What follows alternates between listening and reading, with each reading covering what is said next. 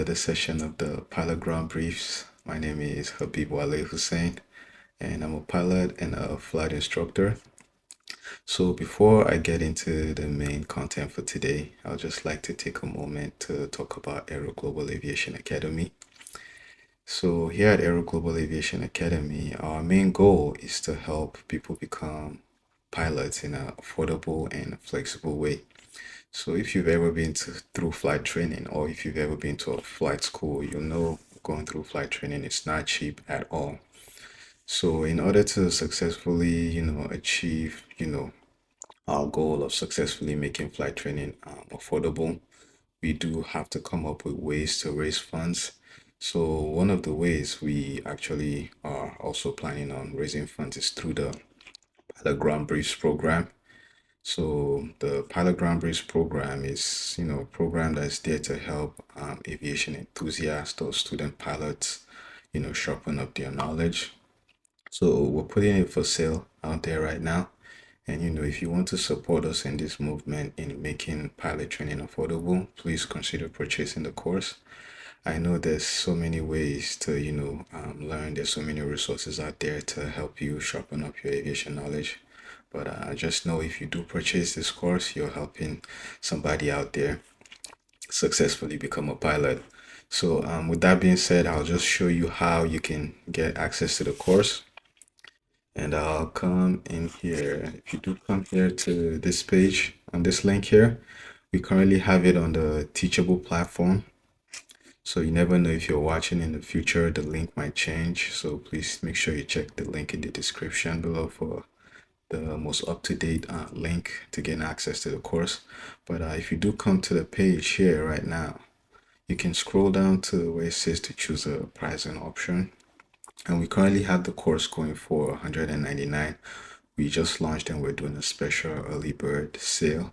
So it might go up to the regular price of $279. But just like I said, the pricing is not the most important thing. The thing is, we're basically just using this to successfully raise funds. So, we can keep our flight training operations affordable for people out there. So, like I said before, if you do purchase, just know you're helping somebody else become a pilot, and you also be getting access to great content that's going to help you sharpen your aviation knowledge. So I look forward to seeing you in the course if you do purchase. And in the meantime, we'll go back and focus on the content for today. And thank you for listening. You're welcome to another session of the Pilot Ground Briefs. My name is Habib Hussein. And in this session, we're going to be talking about a weight and balance problem. And if you're not familiar with the Pilot Ground Briefs, this is a course we designed to cover a few aviation concepts that's going to improve your aviation knowledge. So you can check the link in the description below for the full course. But for today's topic, which is the weight and balance problem, we're going to be reviewing. The main concept we're going to be reviewing is the moment is equal to weight times arm, and how we use that to actually do a weight and balance problem. So in the Pilot Ground Briefs for the performance and limitations section, we basically provided a problem here in scenario 1 where we'll have to go through weight and balance problem to actually solve that problem. So it says you're planning a golf trip with your dad in a Cessna 172 to an airport with a soft-field landing strip located 2 hours away from your city. Your dad weighs 190 pounds and your golf bag weighs approximately 100 pounds. Your plan is to fly with full fuel tanks. Please provide a weight and balance report demonstrating this trip can be conducted safely. So usually you get scenarios like this in a check ride where they give you a problem and you need to present a weight and balance solution. And also just in general as a pilot, you do need to be able to calculate the weight and balance for your airplane. That's why the FAA wants us to teach you guys how to do this. So for this scenario, I'm basically going to be using the POH of a Cessna 172 here. And I'm also going to be using a weight and balance data sheet like what we have here. We use this at Aero Global Aviation to calculate weight and balance problems. So depending on what, where you're doing your training, your flight school, you probably have something similar you can use. And I'll suggest, you grab a copy of this. So if you're looking for a template to use for your weight and balance problems, you can come on here on our website. Down here, you can use that to download. If you come to the About page and you come to the resources here on our website, you can use that to get to this page here where we have our general resources, and we do have a weight and balance performance sheet for you here to download. So for those of you that are studying here at Aero Global Aviation Academy, you probably already know that. That's how you download that. And if you're just watching and you need a reference sheet, feel free to download that and use for your solutions. So coming back here to the main problem here. So the idea is to use this weight and balance sheet to present our weight and balance problem. So I'm going to start going into the main concepts. Like I said, it's important for us to know that moment here is equal to weight times arm, and it's also important to pay attention to the units. So we're using weight in pounds. Obviously you could use kilograms as well, and for our arm we're using our arm in inches. So the next thing we're going to go over here is just go line by line to fill out the entire weight and balance problem. So we'll start with the basic empty weight. So in order to get the basic empty weight information for your aircraft, in this problem we're going to be using an aircraft that has a call sign November 978 Alpha Papa, and this is the weight and balance data for that aircraft.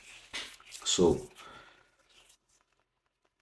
if you go into the cockpit of an aircraft you're flying, usually at the back of the pilot's seat has the weight and balance data, or it has the pilot's operating handbook, and the weight and balance data it's inside. So usually your flight school should have this copy for you available. So how do we read this sheet right here? So we'll go into a little bit more details. As you can see on this sheet here, it tells you the model of the aircraft you're flying, and it gives you a table with the weight, arm, and moment that's similar to the data card I have on the other page. So here it gives us a general idea of how the aircraft is weighed, but I want to bring your attention to this part right here, which is the basic empty weight. So here is where we get the basic empty weight information, where it actually gives us the weight of the arm and the moment. So we basically copy these numbers right here, and we just put that in our weight and balance data sheet for the basic empty weight. So right here, I'll put 1731.1 on my weight, and for my arm, I come back here, it's 41.641. So put that in here. And for the moment, 72084.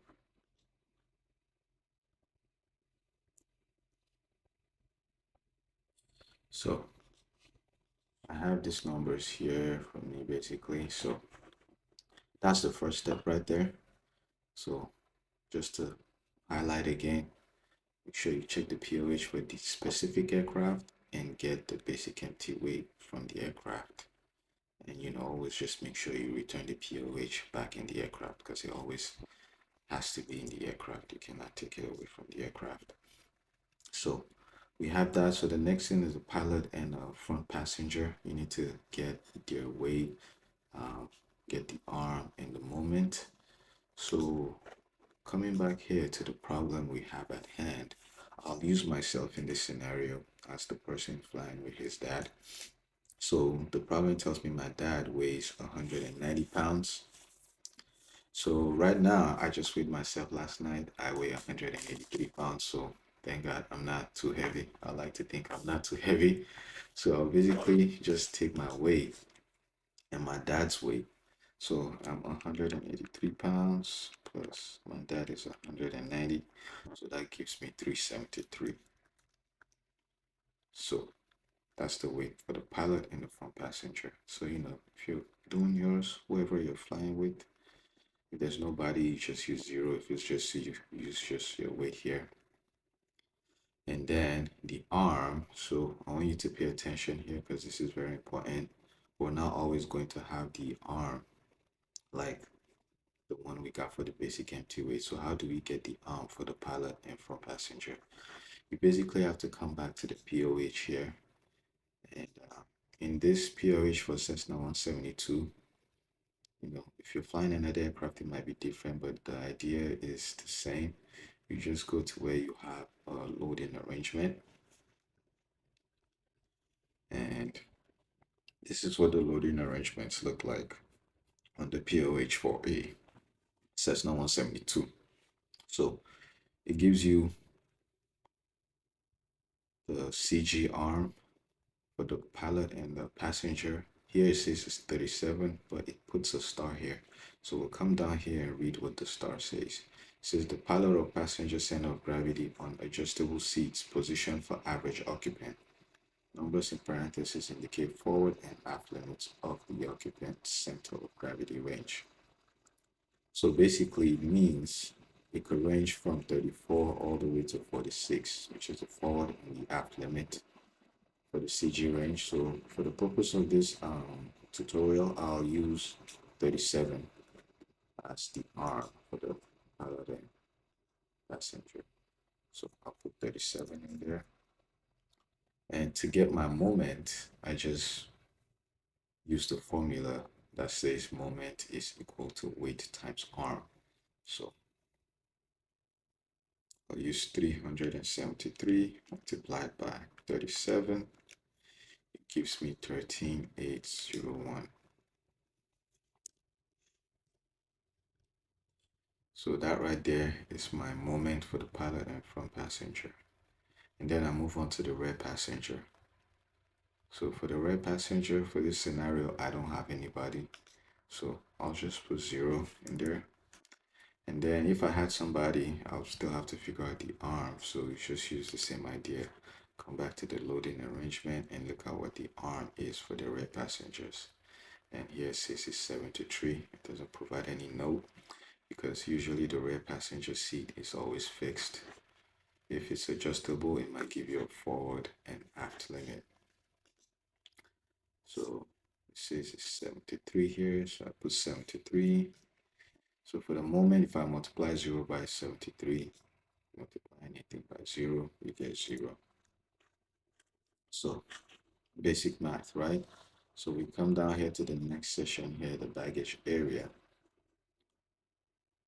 And on our problem here, it says we do have a golf bag. So we're going to put our golf bag in the baggage area, which weighs 100 pounds. So we already have something for our baggage area.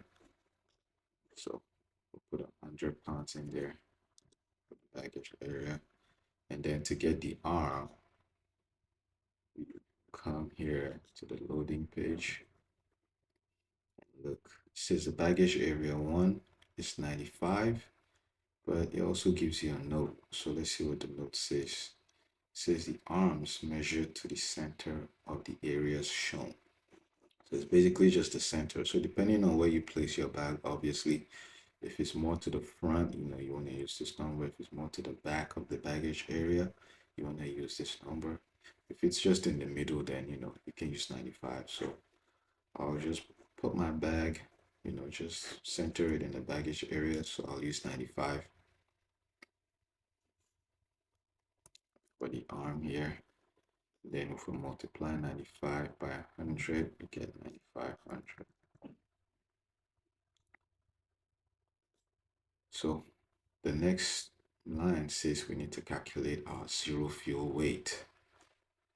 So The zero fuel weight is basically at this point, you just add everything you've gotten so far on the weight section, and you add everything you have so far on the moment section to get those two main numbers. So in order to get your arm for the zero fuel weight, you just divide the total moment divided by the total weight to get the arm for the zero fuel weight. So that's how you do that. So I'll take all these numbers and add them up here to get my total weight so far.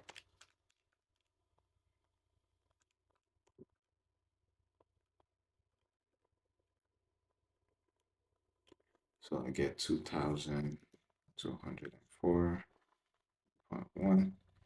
And if you have your own calculator, you can just follow along just to help you understand how these calculations are being done.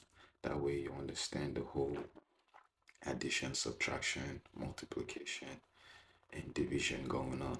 So that's pretty much what it comes down to for this weight and balance problem. Is basic math. So we do the same thing for the moment. We add all the moment on this side.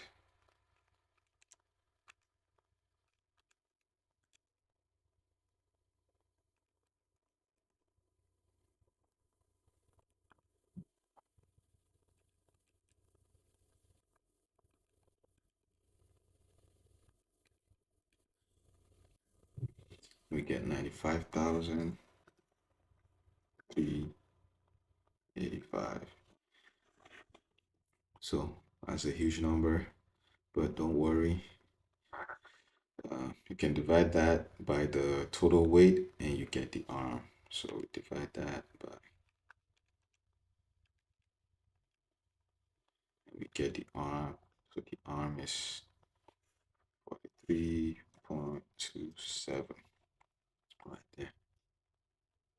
So get that. And we move on to the next line, which says we need to get our fuel in pounds. So let's just pay attention here again, because this is there's a few specific things we need to review on this part.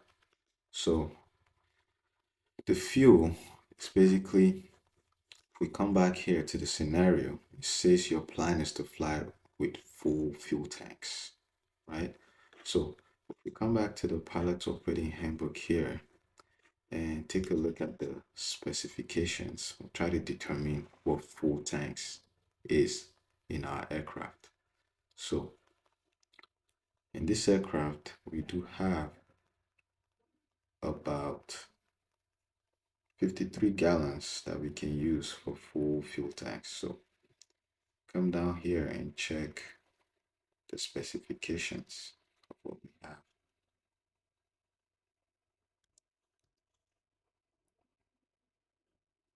So it says the total fuel capacity here is 56 gallons and total usable is 53 gallons. So for the purpose of this tutorial and just with the way the aircraft is actually designed, so we'll be using 53 gallons because I'm assuming the extra 3 gallons is already accounted for in the basic empty weight of the aircraft. So we'll use 53 gallons here. So if you notice, 53 gallons is not exactly in pounds, right? So this is why it's important to pay attention here. So I'll put a note here to help you understand when you're reviewing this again, that 53 gallons has to be converted into pounds. So how do we do that? So in general, 1 pound of, well, 1 gallon is about 6 pounds. So we're going to use the idea that 1 gallon is close to 6 pounds to calculate how much weight we need to put here. So we just multiply 53 gallons by 6 pounds. And then let's see what we get. So we get 318 pounds.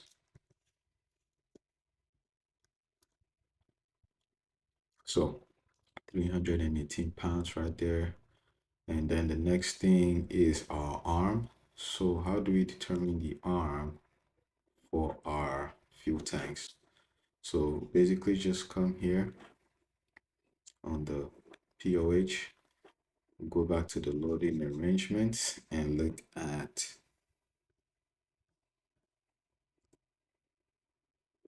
the fuel tanks. Let's see if it gives us anything about the station of the fuel tanks. So if you come here to the note, it says the usable fuel CG arm is located at FS48. So 48, somewhere close to this point right here, and that's typically where the wings of the aircraft are, because the fuel tank is located in the wings, right? So we're going to be using 48 as the arm for our fuel. So wherever we encounter the fuel, we're going to use 48 as the arm of our fuel. So we just multiply 48 by 318 and we get the arm for this row right here. So it's going to be 15,264. So the next thing is the ramp weight. So what is the ramp weight? So this is why it's important to, come to your POH again and you can review the terms, the weight and balance terms. I don't remember if I said this from the beginning, but you can come here and review the weight and balance terminology. That way you know what everything means. Like it tells you what the reference datum is, it tells you what the station is, it tells you what the arm is, it tells you what the moment is. You get the idea. So I'll just come down here. It even tells you what the basic empty weight is. And then I'll look at the maximum ramp weight here. So it says the maximum ramp weight is the maximum weight approved for ground maneuver, and it includes the weight of fuel used for start, taxi, and run up. So basically, just the fuel added to, what you already have in the aircraft, right? So basically, in order to get that, I'm just going to add the zero fuel weight, which is every weight we've had here so far, and I'll add the fuel we have on board to that to get my ramp weight. So I'm basically going to be adding 318 plus 2204.1 to get my ramp weight.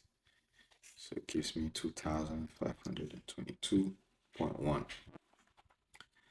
And then to get the arm, just because I can't really find the arm anywhere just like that, I have to add up the moment as well, because I added the weight here. I have to add up the moment and then divide the total moment here by the total weight to get the arm for the ramp weight.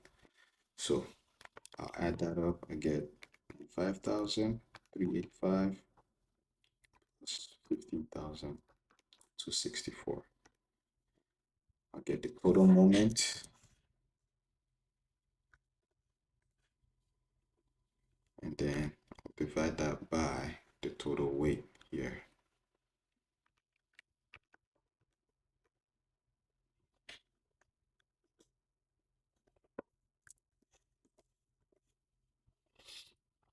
So I get 43.8. So that's how you get the arm for the ramp weight. So if there's anything you feel you can't kind of like figure out where the arm is from, the idea is just to divide, or add up your total moment for whatever section and then divide by the total weight to get the arm. So that's how you do that. And then the next thing is the start, taxi, and run up. So the start, taxi, and run up for the Cessna 172, they recommend we use about 1.4 gallons for start, taxi, and run up, and I'll show you where I get that number from. So if you come here to the POH and you go to the time and distance to climb table. So on this table here has the time, fuel, and distance to climb table. If you come down to the notes section, it tells you to add 1.4 gallons of fuel for engine, start, taxi, and takeoff allowance. So that's where I got that number from, just in case you're wondering. So come back here and just as usual, for anything that has to do with fuel, you just can't put the gallons here. So please pay attention. Just make sure you use the conversion to get the fuel weight in pounds. So use 1.4 gallons and we'll multiply that by 6 pounds, and we'll see what we get. So that gives us about 8.4. So we get 8.4 pounds. Right, and as usual, you already know at this point, anytime we're doing anything that has to do with fuel, the fuel station is fixed. So the arm is 48. And then the moment, we basically just multiply 8.4 by 48 to get the moment. So it gives us 403.2. And then the next thing is the takeoff weight. So the takeoff weight, how do we get the takeoff weight? So up until this point, we calculated our ramp weight and we calculated how much fuel we're going to burn to get to, the runway before we take off. So all we just need to do is subtract that, the weight for the start taxi and run up from our ramp weight to get what the weight of the aircraft is when we're about to, take off. So we just basically subtract 8.4 from 2,522.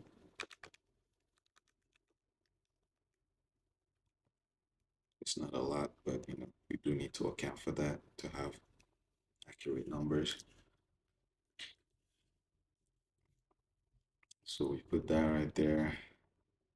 And then because the takeoff weight, we do have to calculate the arm. So we basically just add up or we subtract the moment here as well. Just as we subtracted the weight here, we subtract the moment in order to get the total moment for the takeoff weight section. So we subtract that and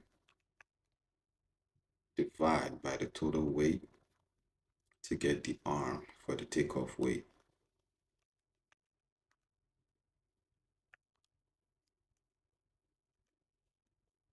So if we subtract that, we get 110,245.8. And we basically just divide that by the total weight.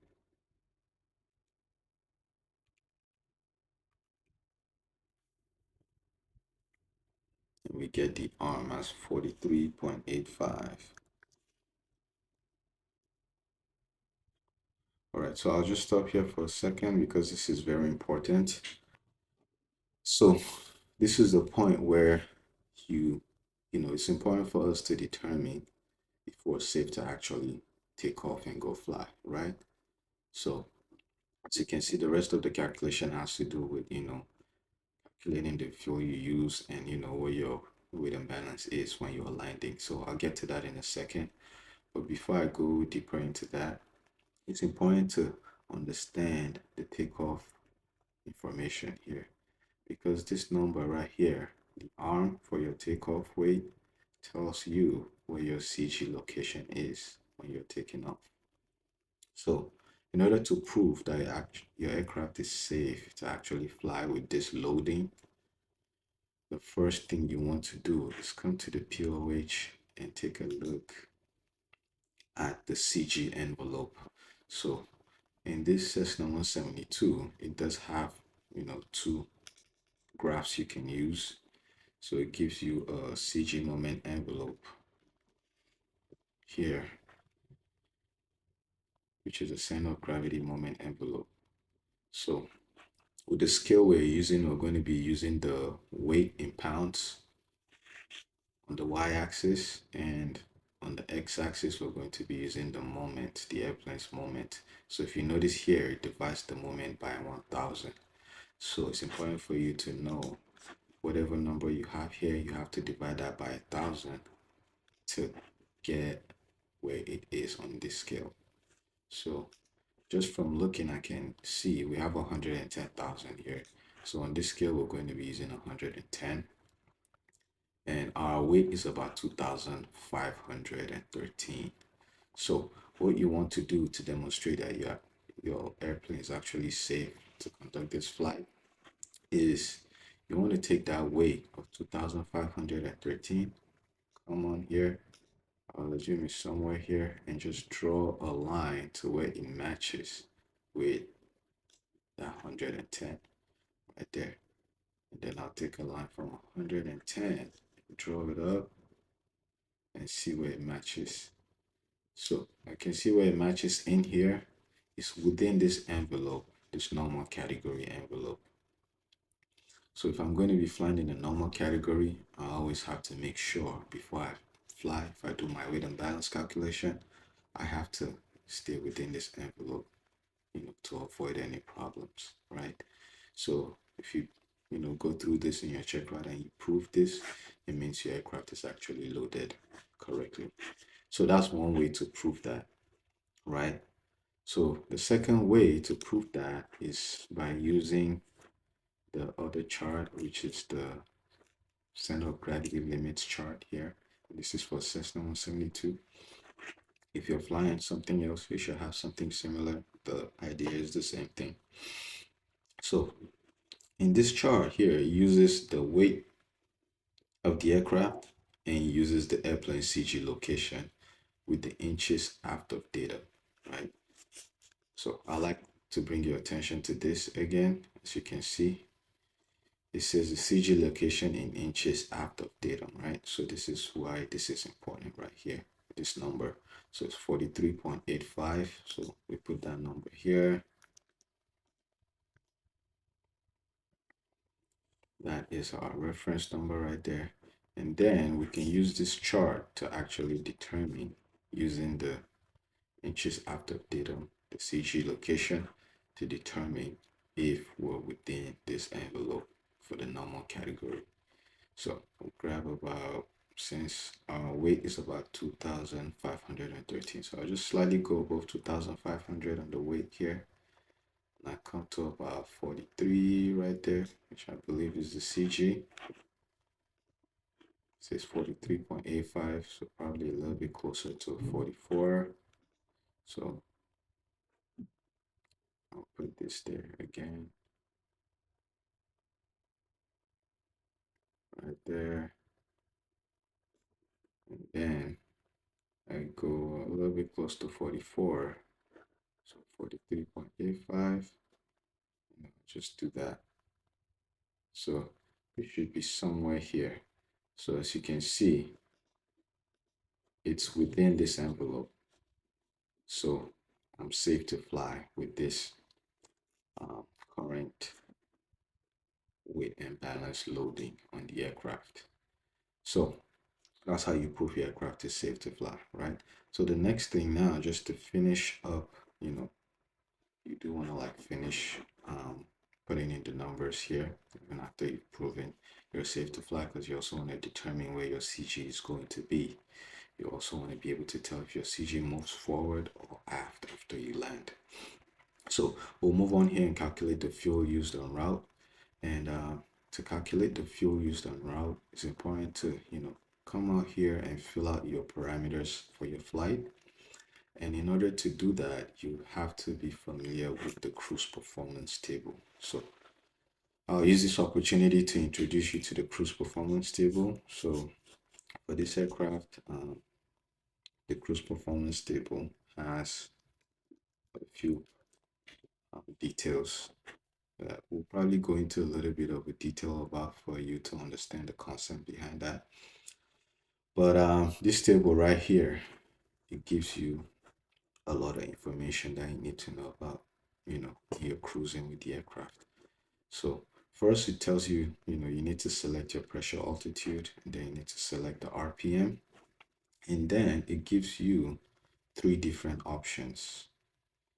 And within those three different options, in terms of your temperature, you have options for your percentage of your maximum continuous power, your true airspeed, and your gallons per hour for each one. So it's the same thing here and there. So the most important things we're looking for right now is to determine, our gallons per hour so we know how much fuel we're burning. But before we do that, we do have to make a decision on, what altitude we're flying, the RPMs we want, the power setting we want, and then, we'll get those numbers from whatever we decide, right? So for the purpose of this tutorial, I'll assume I'm flying at I'll use 4,000 feet pressure altitude. And as you can see here, it gives you 20 degrees below standard temperature. It gives you a standard temperature section and 20 degrees above standard temperature. So it's important to know what the idea is with your standard temperature, because how do you know where to choose, right? So after I choose my pressure altitude at 4,000, I'll choose my RPM. So assuming I want to fly at, I'll say 2,400 RPMs right there. I basically want to come into this section now and determine which number I'm going to choose, right? So we agreed I'm going to be using this section here, but which one of these should I use? So in order to determine this, you have to look at your weather, right? So I'll use an example here. I'll come here to my ForeFlight and come here to my airport. So I'll check the weather. I can go to winds and look at what my temperature is saying. I look at my winds aloft.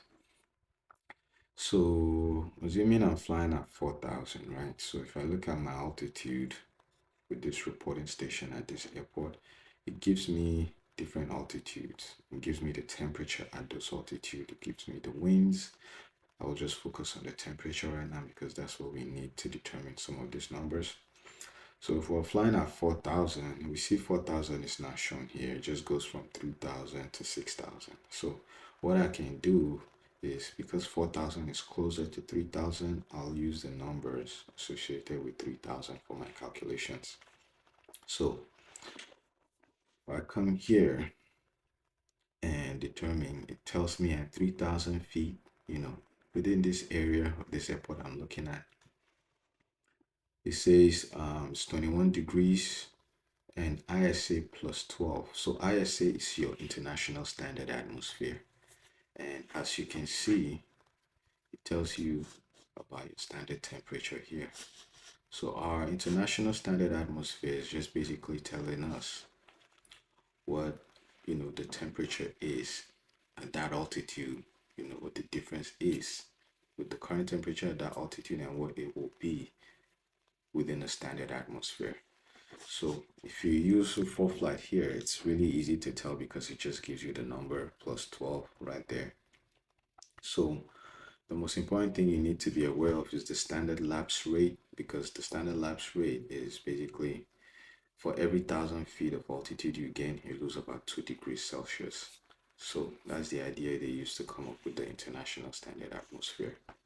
So I'm going to just take plus 12 here and use that to determine what section I'm going to use here, my cruise performance section, right? So I have my standard atmosphere here and I have 20 degrees above standard.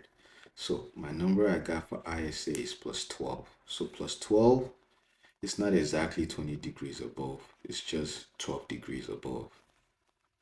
Just stay with me here. So because I'm 12 degrees above, I'm not exactly at 20 degrees above. If I was exactly at 20 degrees above, or at least closer to 20, like 18 or 19 or even 17, I'll probably use this section here. But because I'm not exactly there, I'm at 12. So 12 is a lot, I'll probably stay in the middle. So what I'm going to do for my section here is I'll basically interpolate the numbers. So for example, for my gallons per hour, to determine the gallons per hour I'll be burning, I'll take the gallons per hour on this section here, and I'll take the gallons per hour on this section and divide them by 2 to actually get what I'll have at 12 approximately, right? At plus 12. So that's the idea. So I take 8.5 plus 8.1 and divide that by 2. So I get about 8.3. So that is what I'll use here as my gallons per hour for the purpose of this flight, 8.3. So While we're doing that, I also get my notes of my true airspeed right here. So I'm using 24 right here. So it says standard temperature at 2400 RPMs, your true airspeed will be 109 and it will be 107 with 20 degrees above standard. So what I'm going to do is I'll just interpolate between both and I'll say my true airspeed is going to be 108. And my power setting, like I said earlier, I'm going to be using 2400 RPMs. So I'll just put 2400 RPMs right there.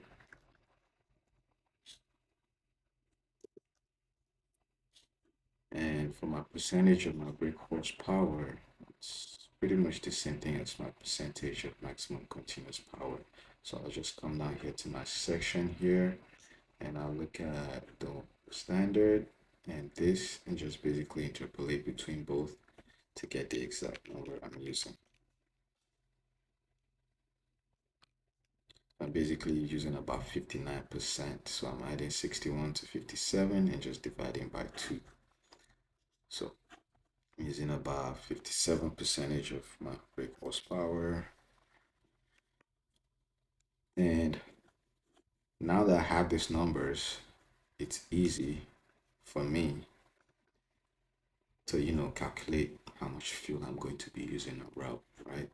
So I'll just put my 53 gallons here just to make sure we have that filled out as well. So coming back here, to calculate the fuel used en route, we need to determine how much fuel we're burning per hour. So if the aircraft is burning 8.3 gallons per hour with the temperature we have within that area, we can basically come back here to our problem and determine how many hours we're flying for. So it says our destination is located 2 hours away. We're basically going to be flying for 2 hours. So if we're flying for 2 hours and the airplane burns 8.3 gallons per hour, so we just multiply 2 by 8.3 and we get how many gallons we're burning for 2 hours. So it's 16.6. So same thing here. If we're burning 16.6 gallons, just be careful. You can't come and put 16.6 gallons here because the weight is in pounds. So we'll just do 16.6 gallons and multiply that by 6 pounds. So if we do that, we get the weight in pounds.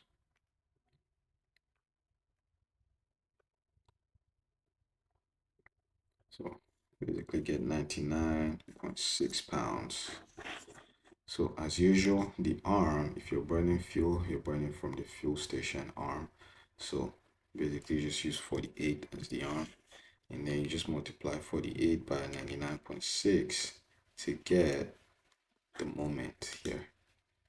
So that's 9,920.16. And we have that filled out. So the next thing we do here is calculate the landing weight. So in order to get the landing weight, we basically just want to subtract the fuel we use from the takeoff weight. It's pretty logical, right? To get our landing weight. So we take 2513.7, subtract that from 99.6, and we get 2,414.1 pounds. And in order to get the arm, we'll have to do some math here. So we have to calculate or subtract the moment for the takeoff weight and the fuel used. So we subtract that.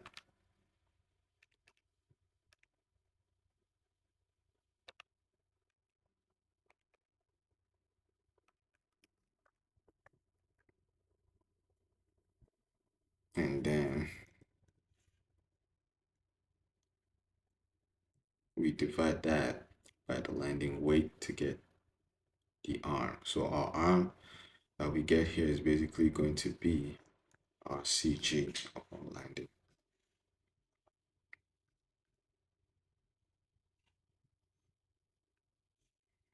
Let me divide that to 414.1. So we get 41.55. So as you can see here, our CG here, the arm is lower than this. So which means our CG actually moved forward a little bit after, burning some fuel. So it's important for you to, understand that concept right there. So that's pretty much how you fill out your weight and balance data. Just make sure, you understand the concept of moment is equal to weight times arm, and also review the terms in the POH, or just review the weight and balance terms and make sure you understand what the basic empty weight is, what the zero fuel weight is, what the takeoff weight is, and what the landing weight is. So by going through this tutorial, I hope I've helped you understand how to do a weight and balance calculation. And coming back to our scenario here, we already proved, it's going to be safe for us to conduct the flight in terms of the parameters that was provided to us with respect to the flight. So I hope you learned something here today, and you know, leave a feedback for us, from whatever it is you've learned, and I'll see you guys on the next one. Thank you.